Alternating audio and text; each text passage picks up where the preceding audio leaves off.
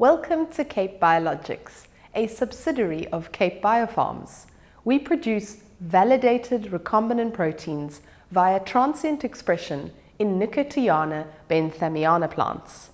As we like to say, we do it in plants.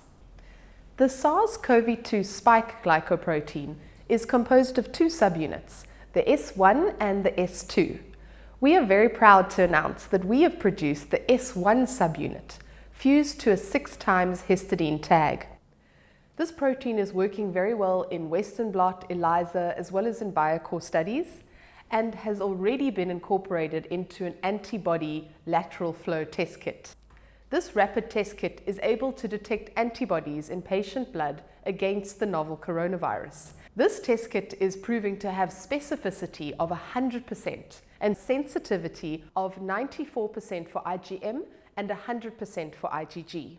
In addition, this antigen has also been included in a publication by the University of Cape Town, where researchers proved that our plant-made antigen can be recognized by host human antibodies against the novel coronavirus in patient samples. We have a library of antibodies that are coming hot out of R&D against the spike as well as the nucleoprotein. So stay tuned to hear more about these new exciting products.